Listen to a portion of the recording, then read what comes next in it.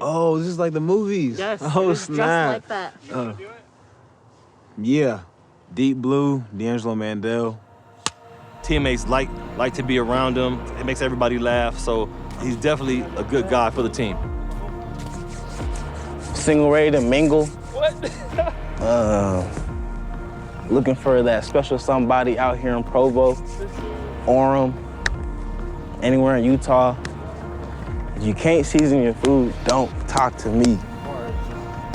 Met him his freshman year as my sophomore year on the track team. Then as the season went on, he turned out to be a really standout athlete. When we were going to bigger meets, he was there, so he just kind of became more and more of a regular asset on our team, and we became really good friends after that.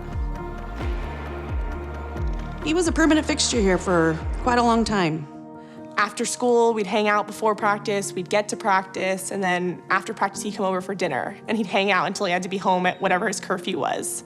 You know, when the kids would come over, just listen and throw in a few questions here and there. But with D'Angelo, I kind of knew that his situation was a little different, and he wasn't going to be one that I could pry with. He was going to have to open up, and it would proceed from there. I grew up with my mom, like my biological mom, for most of my life. She had me when she was young. I'm not saying it was easy for her, but I just think at that time when she had me, she still wanted to live the life that a 19-year-old would want to live at that point in your life. So for me, it was a little difficult because it got to the point where it was just like two roommates just living together. It wasn't like that mother-son bond that a lot of people have, especially when you're just with a single parent. So I got used to just being by myself all the time, just figuring things out for me and just enjoying alone time, I guess. And it wasn't always good because you don't always learn how to deal with things the right way when you're not taught certain things and you're just secluded by yourself so much.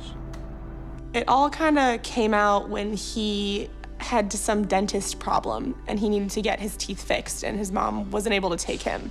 And it became this whole crazy thing.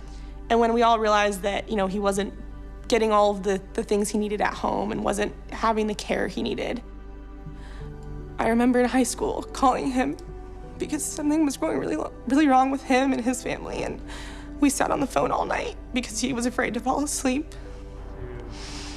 And him being so scared, and he didn't even put his pajamas on, he left the lights on all night. And we stayed on the phone all night long talking because he didn't want to fall asleep and he was scared to fall asleep. And then he woke up as early as he could and we both met up at our high school campus so he could, like, you know, get away. And I feel so guilty that he's ever felt that way, and I can't imagine how many nights he has felt that before, that there was nobody to call, nobody to talk to. Kind of got a lot more shaky as just the day and week went on, and then a lot of court stuff got involved too. So we kind of had to figure out what we were gonna do from there. When I was a kid, I never had that real family feeling. It was never there for me. And I wouldn't say it, but me growing up, I envied it a lot. And that's what I really wanted. And when I finally met the Mandells and things were going, when they took me in, it just made everything so much better. It made my life a lot better. And honestly, it was just surprising to me, like, which is why I appreciate Adele so much, is because it was surprising how willingly she was able to take me in as if it was just like, it was nothing new. Like, she just took me in as her own, treated me as her own.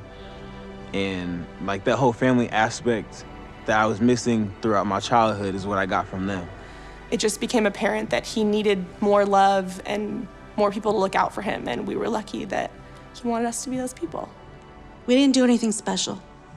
He came into our lives and we opened up the door and he stayed. And I couldn't ask for a better person. He makes me proud every day. I'm not worried about him at all.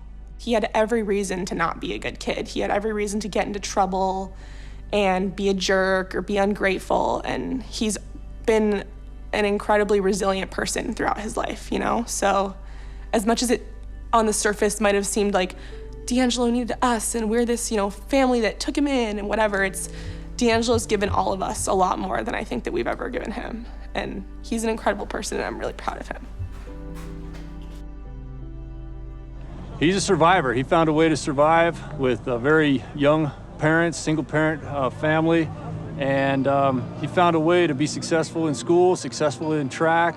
He had some success in football, but really we recruited him for his development potential.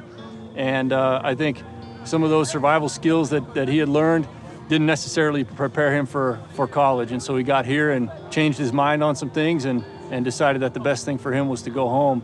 18-year-old freshman, not knowing what to expect at all. And for some reason, I just hated everything. I hated the school, hated the people. Still love football, but it just wasn't enjoying it. I just was so unhappy. And one day I was like, I'm gonna just go home. I talked to Kalani. I was like, I need to go home. This is not good for me right now. He had all of these years, 18 years or however long it was, living in a life where he felt alone a lot of the time, and he didn't have that family unit that he wanted. And so for him to just have moved in at the end of his senior year, get this whole group of people, we have a big family, so he has all these people around him, and then he goes to a completely different state with completely different people and not knowing anyone. I think it's a really hard transition for anyone, let alone someone with feeling like they have an unstable background, you know, not having the support that you've wanted your whole life and then being ripped away from anything you do have. But then you come home and you're like, do I want to work at a grocery store and push shopping carts? He loves football, regardless of anything else. He loves football. We couldn't have presented him with the same learning experience that he went and got for himself. And so credit him for knowing that BYU wasn't the right place for him. And then again, credit him for knowing that at a later time it was.